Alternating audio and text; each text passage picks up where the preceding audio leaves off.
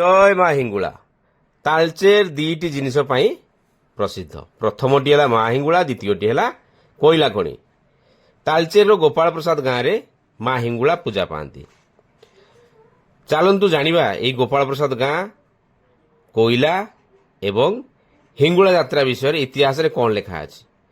ଇତିହାସ ବହି ଆମେ ଯିବା ପାଖାପାଖି 100 ବର୍ଷ ପୂର୍ବର ଇତିହାସ ବହିଟି ତାଳଚେର ଇତିହାସ।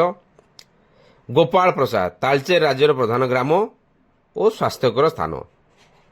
ଏଠାରେ ତାଳଚେରକୁ ରାଜ୍ୟ ଭାବରେ ଲେଖାଯାଇଛି କାରଣ ଦେଶ ସ୍ୱାଧୀନ ହେବା ପୂର୍ବରୁ ତାଳଚେର ଏକ ଗଡ଼ଜାତ ରାଜ୍ୟ ଥିଲା ଏବଂ ଏହାର ଏକ ରାଜା ମଧ୍ୟ ଥିଲେ। ପୂର୍ବେ ଏହା ଏକ ଗଡ଼ ଥିଲା, ସେଥିପାଇଁ ଏବେ ବି ଅନେକ ଲୋକ ତାଳଚେରର ଏହି ଗୋପାଳ ପ୍ରସାଦ ଗାଁକୁ ଗୋପାଳଗଡ଼ କହନ୍ତି। ତାଳଚେର ରାଜ୍ୟର ଅଧିଷ୍ଠାତ୍ରୀ ହିଙ୍ଗୁଳା ଠାକୁରାଣୀଙ୍କର ଆସ୍ଥାନ ଅଛି। ଚୈତ୍ର ଶୁକ୍ଳ ଚତୁର୍ଦ୍ଦଶୀ ଦିନ ଏହି ଗୋପାଳ ପ୍ରସାଦ ଗାଁରେ ଯାତ୍ରା ହୁଏ। ଓଡ଼ିଶାର ନାନା ସ୍ଥାନରୁ ଏଠାକୁ ଯାତ୍ରୀମାନେ ଆସନ୍ତି। ଏହି ସ୍ଥାନରେ ବହୁ ସଂଖ୍ୟକ ଯାତ୍ରୀ ସମାଗମ ହୁଅନ୍ତି। ଆଉ କ'ଣ ଲେଖା ଅଛି ଦେଖିବା। ଏଠାରେ ଜଗନ୍ନାଥ ଦେବଙ୍କ ମନ୍ଦିର ଗୁଣ୍ଡିଚା ଯାତ୍ରା ହୁଏ। ଗୁରୁବାର ଦିନ ଗୋପାଳ ପ୍ରସାଦରେ ହାଟ ବସଇ।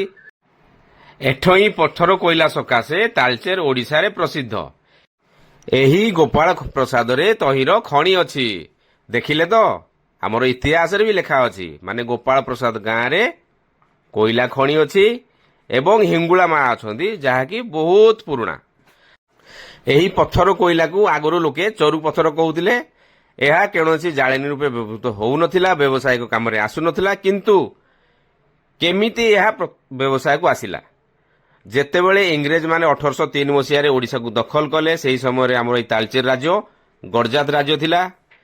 ଇଂରେଜର ଇଷ୍ଟ ଇଣ୍ଡିଆ କମ୍ପାନୀ ତାଳଚେରରେ ଆସି ଏହି ଗୋପାଳ ପ୍ରସାଦ ଗାଁରେ ସର୍ବପ୍ରଥମେ କୋଇଲାକୁ ଠାବ କରିଥିଲେ। ସେଇମାନେ ହିଁ ପ୍ରଥମେ ଚିହ୍ନିତ କରିଥିଲେ ଯେ ଏହା ହେଉଛି ଏକ ଇନ୍ଧନ କୋଇଲା।